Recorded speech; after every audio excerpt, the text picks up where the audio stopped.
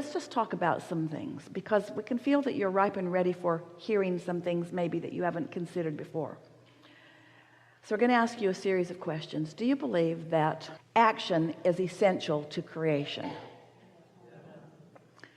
All right, so we're going to say to you, action isn't the first basis of creation, but it does often help you finish off a good creation in a more pleasing way.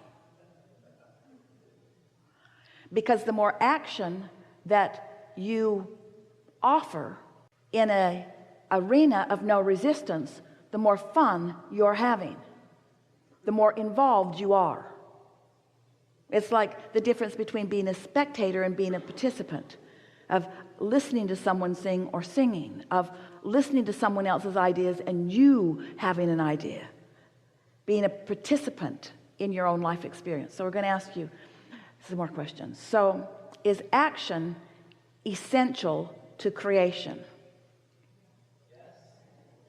It is, isn't it?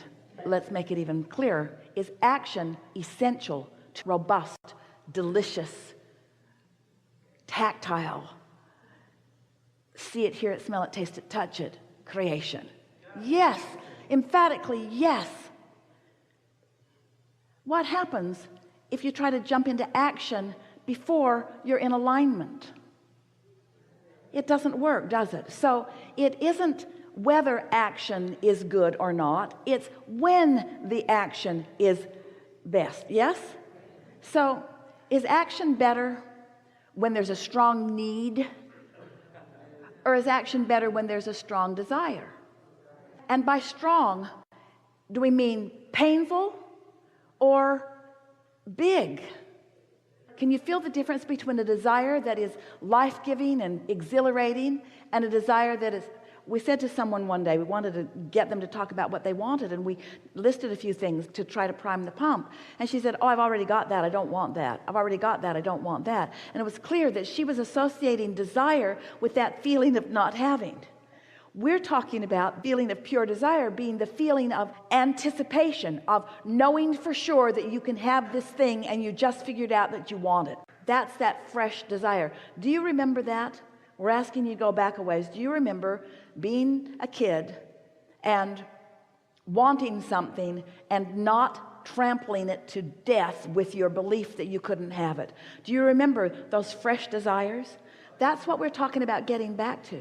We're talking about not jumping into action so fast, jumping into meditation more, jumping into lying in bed more and basking more, making lists of things that you appreciate more, or just having non-thought for no reason, doing more things that are pleasurable, listening to more music, finding more reasons to feel good, listening to more meditation CDs, finding ways to come into alignment with who you are, and then letting the desire be something that is born out of that, and then, you see. So here's some things that you could say to friends who are saying, what do you want? And you could say, which was one of the reasons that we appreciated our friend who came up with all kinds of desire to be in the chair, who had nothing to say once he got here. And the reason that he had nothing to say once he got here was, what we wanted to demonstrate with that is a lovely state of being for you to be in.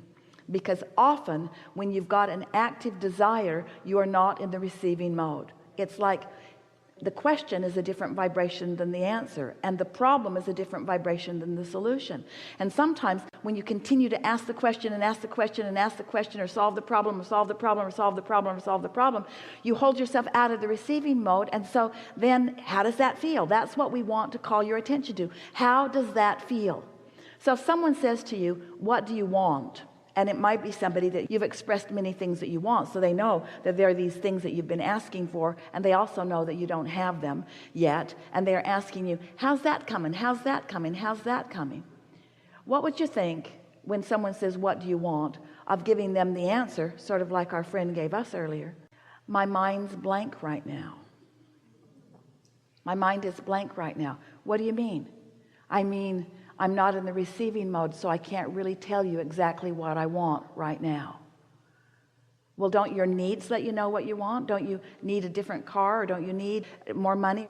Yes, But the distinction you want to say to your friend that I'm making, I am in the process of differentiating need from desire. I'm differentiating need from desire. And what I'm in the process of doing is conjuring desire. I'm putting myself in the best possible position for desire to be born within me. When you were little, your desires were born all day, every day. And those well-meaning and sometimes not so well-meaning screwed up people that were in your life, they began teaching you things that caused you to adopt beliefs that made you stop believing in your desires, to the point that now when we talk to a room full of people like this, you can't really find a pure desire. You can't really find a pure desire because you haven't been in the receptive mode frequently enough or consistently enough for a pure desire to be born. And so you think that your needs are your desires. You think that you desire more money because you need more money. Or you think that you desire a better job because you need more money from that. But we want you to get to the basis of what your pure desires are. We want you to remember what you knew when you came, that you are the creator of your own reality and that you can be or do or have anything.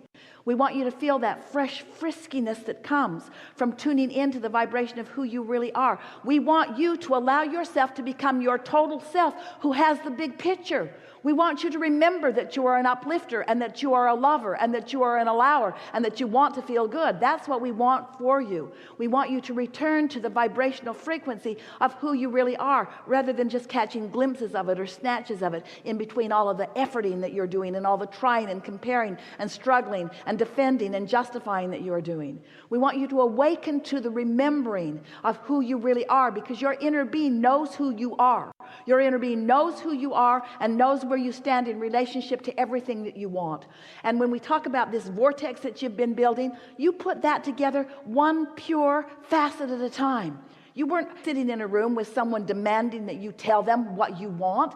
That was just born out of life experience. When someone was rude to you, you knew that it should be otherwise. When someone didn't love you, you knew that you wanted them to be in the receiving mode, because you knew that you wanted them to love, not only for your benefit, but for theirs as well. When you were confused, you knew that you wanted clarity. When you were lost, you knew that you wanted to know where you were going. When you didn't have enough of something, when you were tired, when you didn't have vitality, you wanted more vitality. In other words, life has caused you to purely create what you want. There is a vibrational version of you who knows precisely what you want. There's fresh, pure desire in this vortex, and law of attraction is spinning it up and spinning it up and spinning it up, and it's ready to be revealed to you.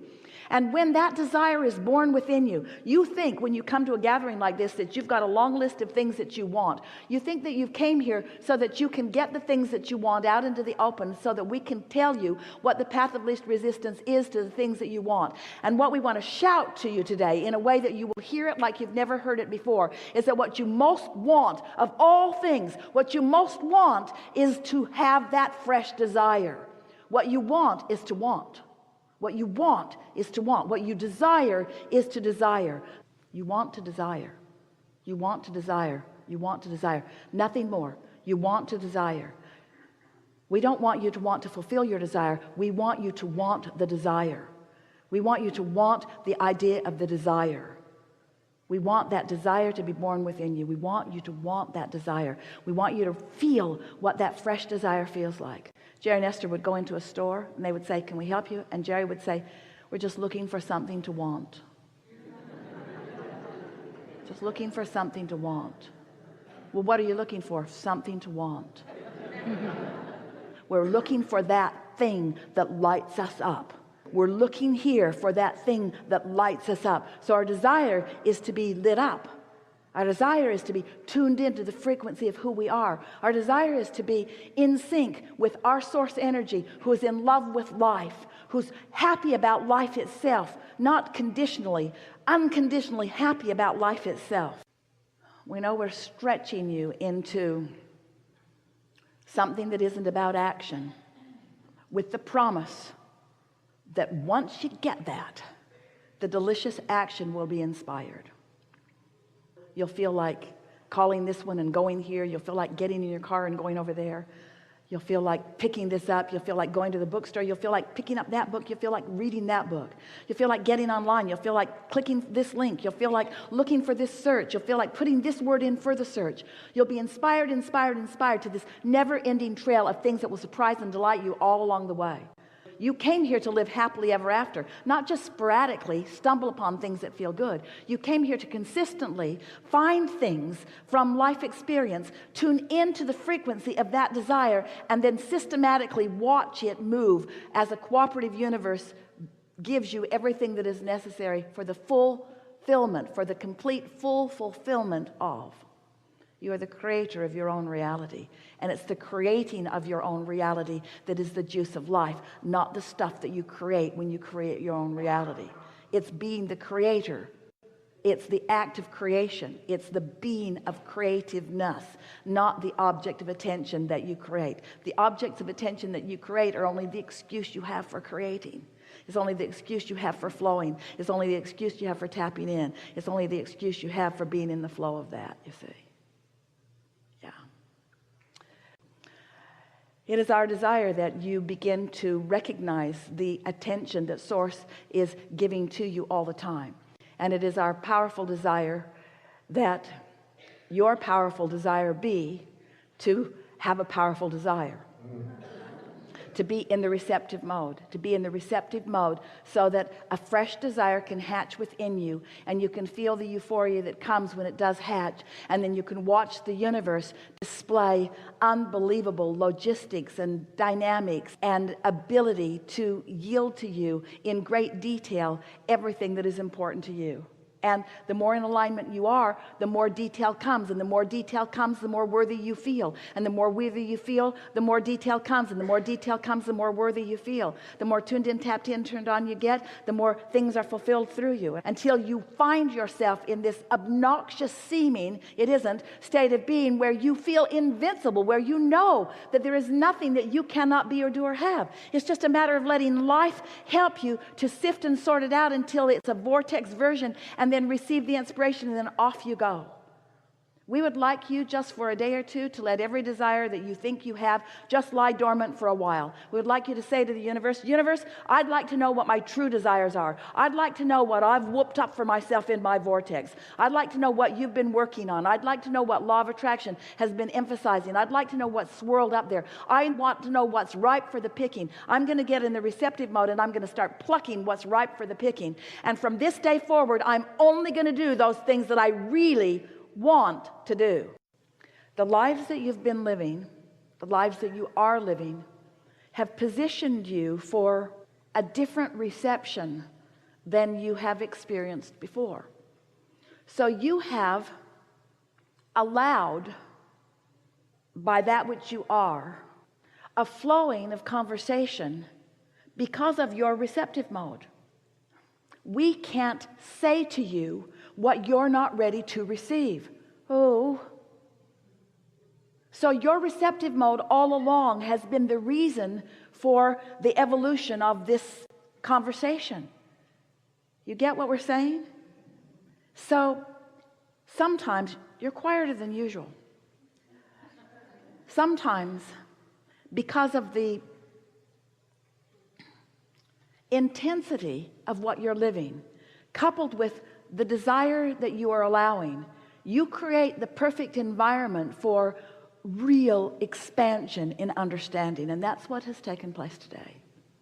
Esther can hardly wait to get her ears around what we have all created here today. We make too much of all of it. Don't try to think your way through it. Just leave this gathering with one strong intention, and that is, I am going to be happy.